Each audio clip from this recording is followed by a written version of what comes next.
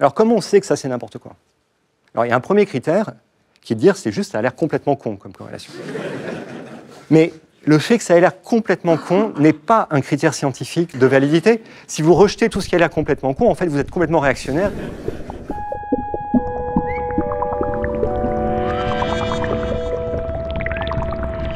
C'est un sujet assez compliqué et assez flou, et le big data, moi-même, je ne suis pas tout à fait sûr de savoir ce que c'est. Pour en parler de façon concrète, je vais partir de quelque chose que vous connaissez, les prénoms des gens. Je ne sais pas si vous connaissez quelqu'un qui s'appelle Marie Chantal, peut-être que certains d'entre vous en connaissent, mais je suis sûr que la plupart d'entre vous ont une idée assez claire de qui est Marie Chantal, ou Marie Brigitte d'ailleurs, ou Marie, peu importe quoi. Quand on entend un prénom, on associe un certain nombre de choses. Si je vous dis que Maëva et Océane, c'est quasiment pareil sociologiquement, je pense que vous êtes prêts à me croire. Et pourtant, cette connaissance, n'est pas clair exactement sur quoi elle s'appuie. Est-ce que c'est à force d'être imprégné? Comment vous avez appris ces choses-là? Cette intuition super fine qu'on a de la sociologie, des enjeux culturels des prénoms, comment on l'a construite? Est-ce que c'est quelque chose qui finalement a une fonction très élevée de notre intellect, ou finalement est-ce que c'est réplicable par des machines? Je vais vous montrer que ce genre de choses est réplicable. J'ai une première slide assez jolie, c'est une sorte de fingerprinting de quelques prénoms français. Alors vous voyez que là, il y a des groupes Christiane, Arlette, Lucienne et Janine qui vont ensemble. Vous ne savez pas comment c'est fait. Je ne vais pas vous l'expliquer complètement, mais je vais vous l'expliquer un peu, mais ça vous paraît à peu près crédible. Ça a été construit uniquement en regardant des données d'un e-commerçant français, sans aucun input manuel, sans aucun a priori sociologique. Alors, comment on fait ce truc-là? On traite des grands volumes de données. Alors, le mot Big Data, il fallait bien que je mette une définition, puisqu'il était dans le titre de l'exposé. Là, c'est la définition donnée par Gartner. Gartner, c'est une de ces agences qui décrivent les tendances technologiques et qui donnent des noms aux phénomènes pour que les entreprises se disent qu'il faut maintenant acheter ce genre de choses. La promesse du Big Data, telle que racontée par Gartner, c'est que c'est des choses qui traitent de données qui ont beaucoup de volume, une grande variété, qui vont très très vite et qui permettent de prendre des décisions de façon plus intelligente. Alors ça, c'est le fantasme universel, c'est un super argument commercial. Si on s'arrête juste à la question de la volumétrie, en fait, on dit un truc pas très intéressant. Le coût du stockage a diminué d'un facteur 100 millions en 35 ans et c'est pas prêt de s'arrêter. Le volume en soi est un enjeu qui est plus très intéressant aujourd'hui. J'ai trouvé une autre définition de Big Data qui date de l'an dernier. C'est un psychologue américain qui a donné cette définition du Big Data, qui caractérise un peu l'état de l'industrie et le flou qu'il y a sur ce qu'est vraiment le Big Data. Le Big Data, c'est comme la sexualité des adolescents. Tout le monde en parle, personne ne sait ce que c'est, comment on fait. Tout le monde croit que les autres le font et donc tout le monde dit le faire. La vraie ambiguïté, c'est que l'expression qui a été choisie pour représenter ce vrai mouvement, il y a un vrai changement, pour être un peu pompeux, on pourrait dire un changement de paradigme épistémologique ou je ne sais quoi. Mais il y a un vrai changement. Mais big, ce n'est pas le bon mot. Ce n'est pas une question de taille. C'est une question d'usage. Et le mot qui ne l'a pas emporté dans la guerre des slogans publicitaires, c'est celui-ci. Celui-là est vraiment important. Ce mot de machine learning, qui est moins vendeur dans un exposé, c'est pour ça qu'on exposé, il y a big data dedans, mais ça devrait être machine learning. Machine learning, c'est quoi? C'est la façon moderne de nommer l'intelligence artificielle. C'est-à-dire de nommer cette question, cette idée que à partir de données brutes, avec assez peu d'a priori, vous allez pouvoir apprendre des choses. Alors ça, c'est une bonne définition, elle est d'ailleurs tirée de Wikipédia, qui est peut-être une meilleure source que Gartner. Et qu'est-ce que veut dire apprendre? Apprendre à partir de données, en fait, c'est un truc très, très, très ancien, et vous avez vous-même, dans votre formation intellectuelle, à un moment ou à un autre, été confronté à la question d'apprendre à partir des données. C'est finalement la démarche scientifique. L'exemple type, et finalement, si vous ne devez retenir qu'un seul algorithme de machine learning, c'est celui-ci. Si vous avez observé un phénomène, bon, je ne sais pas, ça pourrait être l'âge des gens et puis le nombre de points qui marquent sur un test ou je ne sais quoi. Vous avez un nuage de points qui sont vos observations et vous vous dites, mes observations correspondent à une loi. Il y a une loi quelque part derrière et je vais utiliser mes données pour apprendre cette loi. Alors la loi la plus simple que vous pouvez prendre, c'est vous dire, il y a une relation linéaire. Vous allez chercher la droite qui passe le plus près de ces points, on appelle ça une régression linéaire. Il y a une formule que je ne vais pas vous écrire et qui n'est pas très intéressante en soi, mais c'est important juste de savoir que ça existe. Vous pouvez tracer la droite qui passe au mieux de ces points-là. Alors là, vous pensez que c'est une droite. Si vous aviez décrit la trajectoire d'un objet au fil du temps avec des observations quand vous le lancez en l'air, a priori, selon Newton, c'est une parabole. Vous cherchez la parabole qui matche le mieux avec ces points et vous en déduisez la constante de gravité et ce genre de choses. Vous avez dû voir ce truc-là sans doute au lycée, hein. Je crois que ça s'apprend, en tout cas ça se montre empiriquement. Alors comment on sait que la loi qu'on observe est bonne ou pas bonne? Premier réflexe, c'est de se dire, plus ça passe près des points, mieux c'est. Est-ce que ça c'est une bonne réponse ou pas? Si ça passe pas près des points, c'est pas bon, ça c'est vrai. Mais c'est pas parce que ça passe près des points que c'est bon. Je vais vous donner un exemple que je n'ai pas sous forme de slide. Moi je mesure 1,90 m, j'habite au 13 de ma rue, ça fait un point. J'ai une amie qui mesure 1,65 m, elle habite au 47 de sa rue, ça fait un autre point.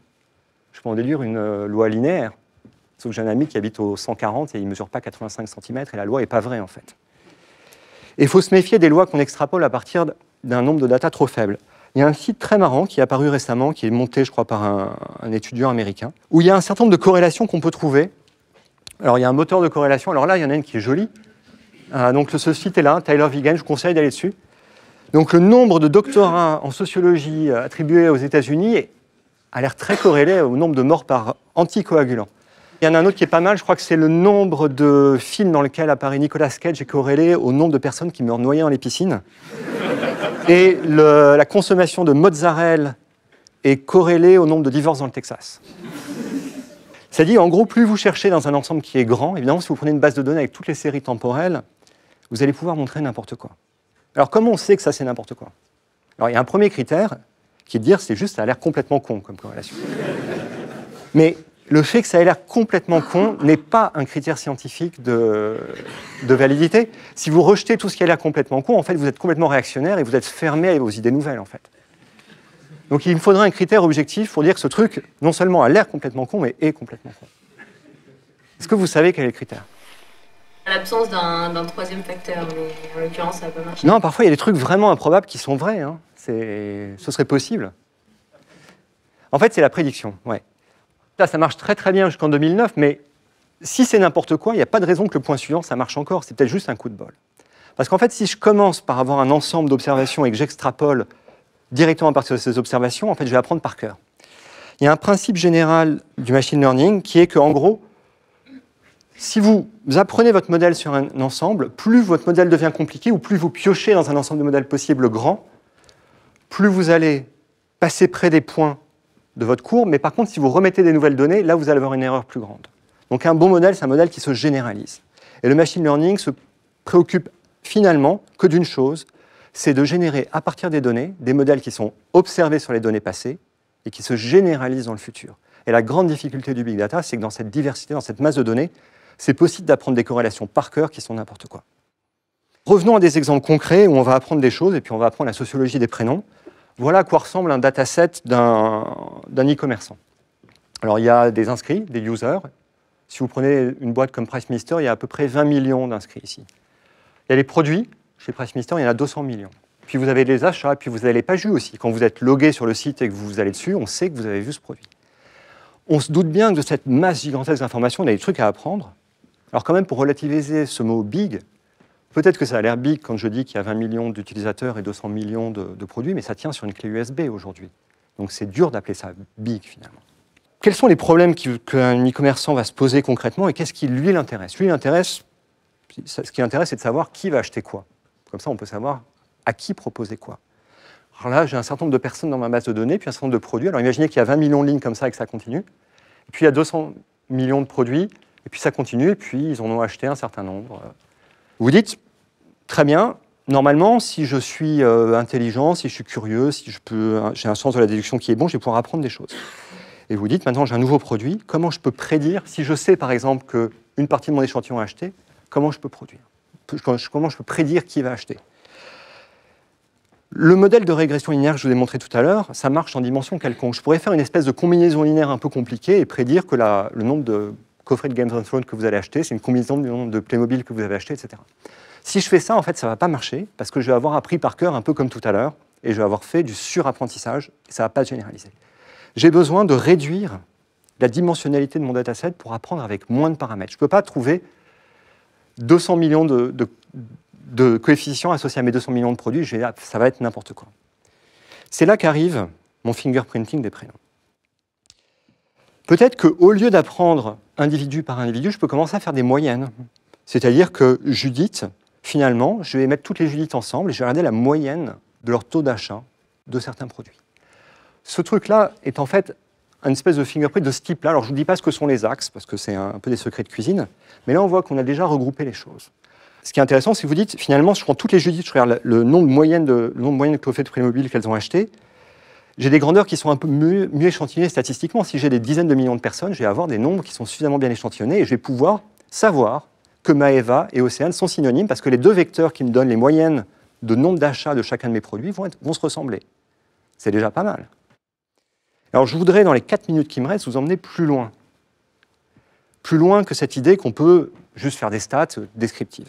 Est-ce que le fait que Maeva et Océane sont plus proches, ça vient du fait qu'en fait, il y a un concept sociologique, une classe sociale, un style, un mindset, un état d'esprit des parents quand ils choisissent des prénoms, et qu'on pourrait en quelque sorte réduire cette espèce de matrice qui va rester très compliquée, là j'ai tous mes prénoms, puis j'ai mes 200 millions de produits, en quelque chose qui compresserait l'information en disant finalement, Arlette, Christiane, Lucienne et Janine, c'est pas juste qu'elles sont proches empiriquement, mais qu'elles sont proches conceptuellement. Est-ce que je peux faire émerger ces concepts?